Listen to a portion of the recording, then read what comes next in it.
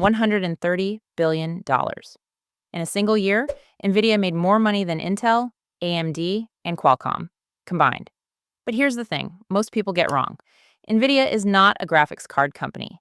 90% of their revenue comes from a business most people don't even know exists. And the most valuable thing they sell? It costs exactly $0. This is how NVIDIA really makes money. Let's start with the big picture. NVIDIA's revenue breaks into 5 segments, but one dominates everything.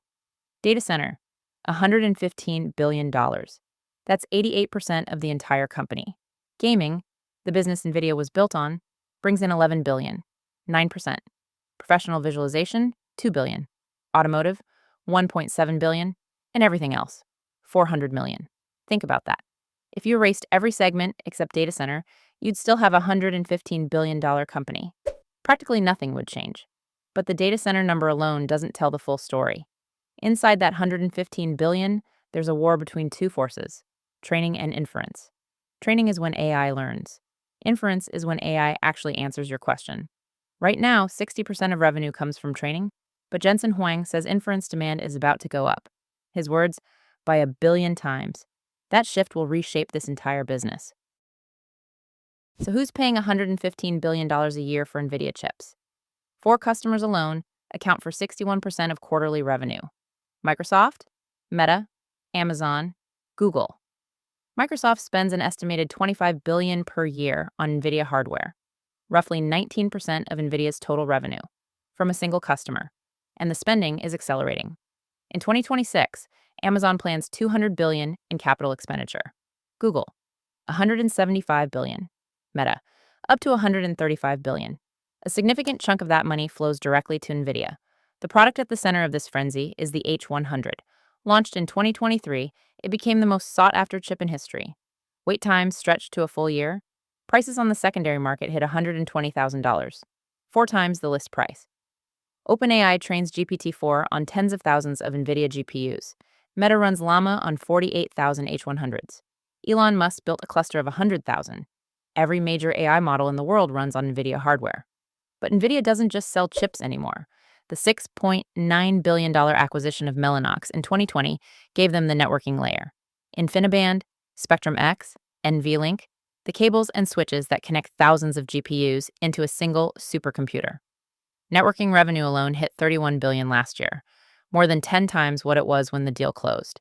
The ability to move data between processors has become as important as the processors themselves.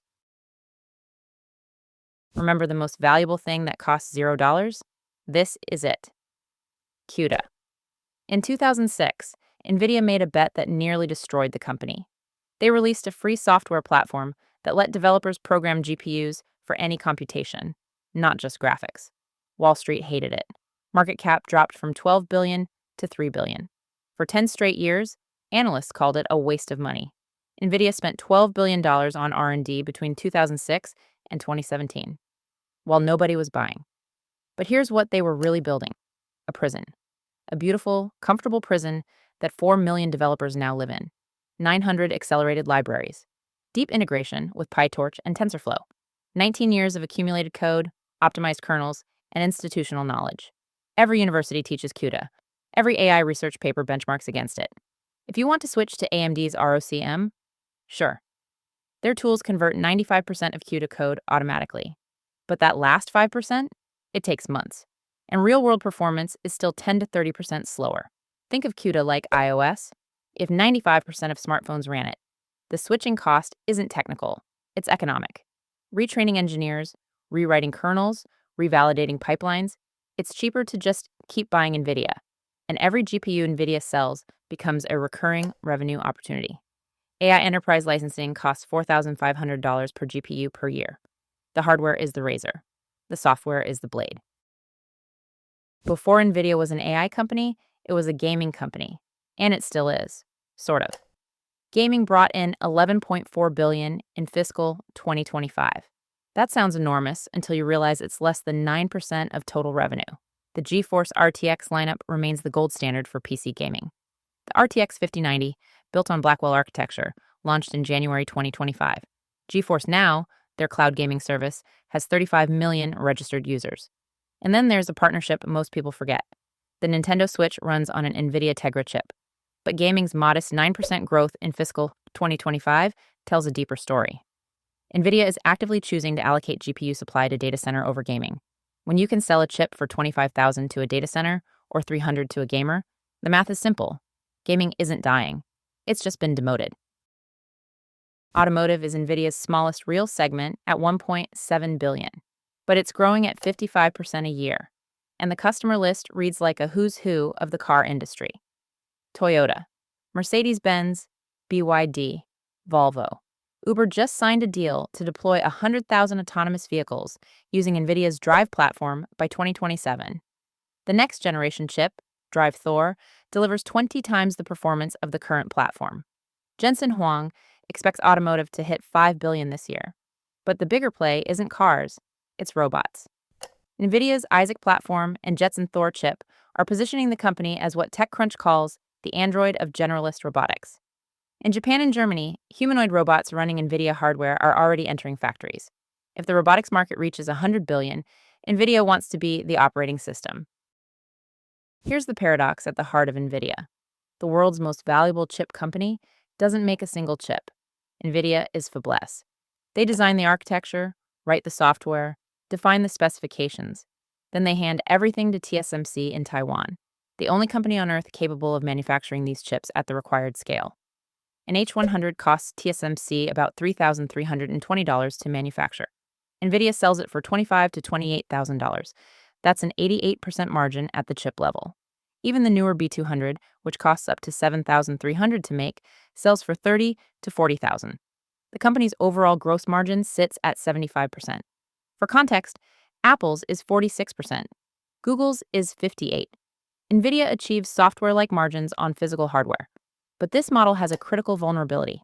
NVIDIA has locked up 70% of TSMC's advanced packaging capacity through 2026, 800,000 wafers reserved. If anything disrupts TSMC, geopolitical tension, natural disaster, capacity constraints, NVIDIA has no backup plan. The world's best architect, entirely dependent on a single builder. The numbers tell an unprecedented story. Fiscal 2023 revenue, $27 billion. Fiscal 2025, $130 billion. Fiscal 2026, $216 billion. That's an eightfold increase in 3 years. No company this size has ever grown this fast. Net income hit $120 billion. Free cash flow, $61 billion. Market cap milestones paint the acceleration even more dramatically. 24 years to reach $1 trillion. Then 180 days to $2 trillion, while Apple and Microsoft took over 500 days for the same jump.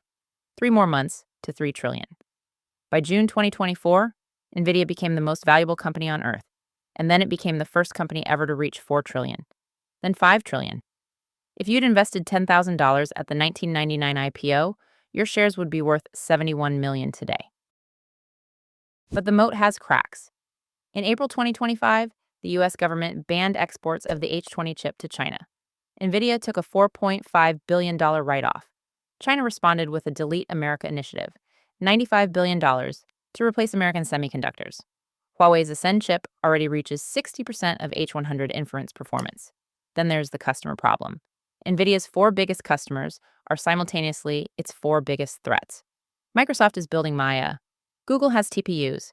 And their 7th-generation Ironwood chip is 4 times cheaper per inference than NVIDIA. Amazon's Trainium 3 delivers 2.5 petaflops per chip. Meta runs Llama entirely on AMD hardware for inference. Custom chip shipments are projected to grow 45% in 2026, nearly 3 times faster than GPU growth. The customers who made NVIDIA a $5 trillion company are actively trying to escape. The moat is deep, but the challengers are building bridges. NVIDIA's response: move faster than everyone.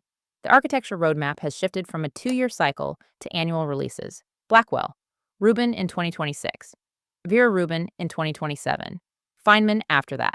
Sovereign AI is emerging as a new multi-billion-dollar market. Nations are treating AI compute as critical infrastructure. South Korea ordered 250,000 GPUs. The UK committed £2 billion. Germany, France, Japan, Saudi Arabia, all building state-funded AI data centers with NVIDIA hardware. The confirmed order backlog exceeds $500 billion. Jensen Huang was once asked if building NVIDIA was worth it. His answer, it was a million times harder than he expected.